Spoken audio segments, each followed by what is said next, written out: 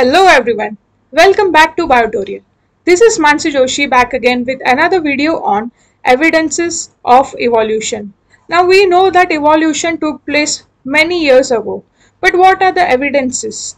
So in this chapter we have 6 main evidences, and in this video we shall study first 3 evidences, which are morphological evidence, anatomical evidence, and the third one is the evidence based on the vestigial organ. Okay guys, so let's get started.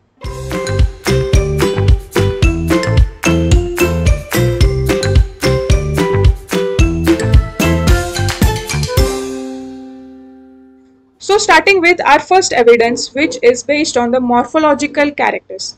Now what are the morphological characters? Morphological characters which are always based on the appearance of any living organism. So based on that, I can say that the evidences which are based on the physical appearances are known as the morphological evidence.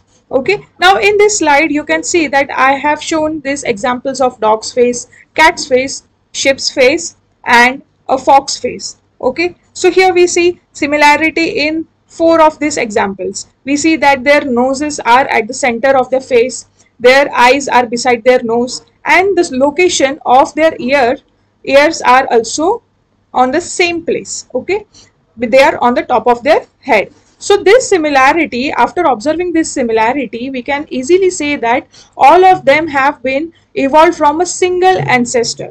Okay, now apart from this, I can give you all another example which is of plant. And now in this slide I have added mango and chiku as 2 examples. Okay, so we see the structure of mango leaf is almost as the structure of chiku leaf.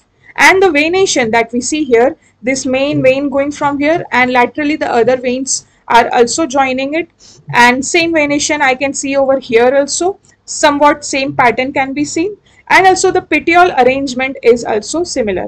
So this leaf venation, leaf petiole and leaf shape are almost similar, and that is why we can conclude that these 2 species, that is mango tree and chiku tree, must have been evolved from a single ancestor.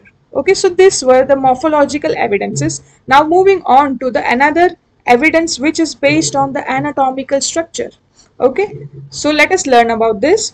Now here I have taken examples of human hand. Okay, this is our hand or arm you all can say, and this is the cat foreleg that I have tried to show you all, and here we have patagium of bat.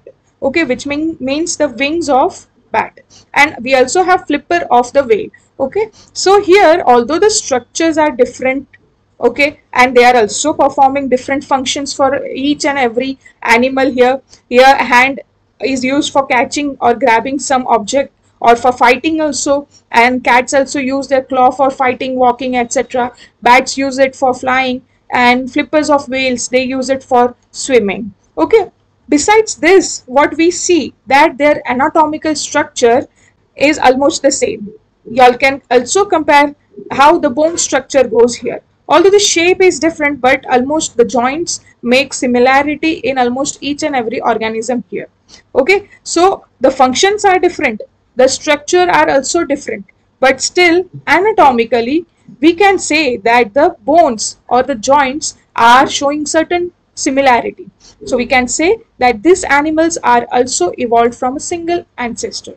Okay, now moving on to the third and last evidence, which is based on the vestigial organs. Now let us learn about the vestigial organs. Now degenerated or underdeveloped useless organs of organisms are called as vestigial organs. Now in human body, if you consider, we have this appendix structure. Okay, so this appendix structure is located at the bottom of our large intestine. Okay, this is our large intestine, and here somewhere this appendix is located. And in our body, appendix is not of any use.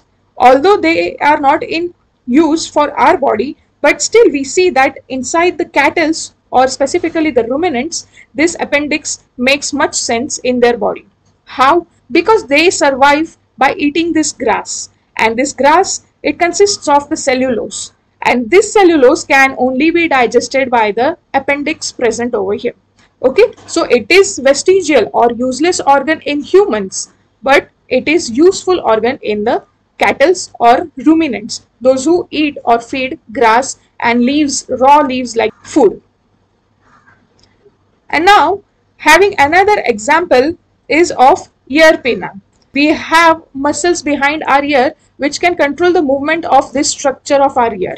Okay, but we do not use this ear muscle at all. It is useless. In case if this ear muscle is not present inside our ears, still we will manage to hear properly. But what happens in these animals like cats and dogs, etc., they use this ear pinna muscle to make movements of their ears. So you all must have observed it many a times that whenever cats hear certain small sound, they will whenever cats hear certain small sound, they will move their ear in the direction of that sound.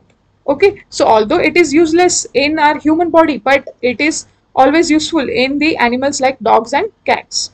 Now another example comes of the wisdom teeth. Now wisdom teeth is not always present in each and every human. Sometimes it happens that this wisdom teeth doesn't come out for a lifetime, but in some cases this wisdom teeth comes at the age of 25 years or 45 years also. So although this tooth is not present from our adulthood, we still manage to chew and digest our food properly. But it is very much important in the organisms like monkeys. Now when we consider monkeys and other animals like this, primates, etc., they chew the leaves and raw vegetables, etc.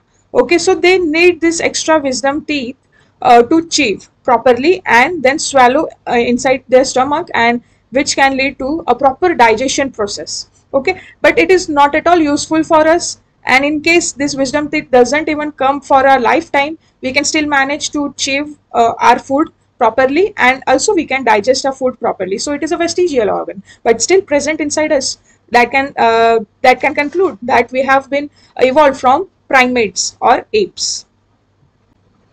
Now another example is the tailbone, which is also known as coccyx. Now this coccyx is situated at the lowermost part of our spinal cord, and here you can see that it is a smaller triangular structure, and this smaller triangular structure is a vestigial organ inside a human body. Why? Because we do not have tail, and usually the monkeys or primates like this, they have this tail muscles which can attach over here and form the whole tail.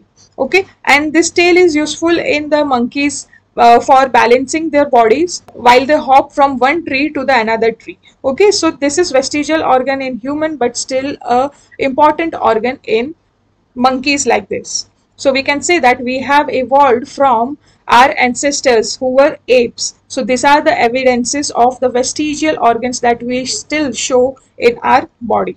So guys, that's it for today's video. Like, share and subscribe to our channel, and in next video we shall study about the another 3 evidences of evolution. Until then, this is Mansi Joshi signing off.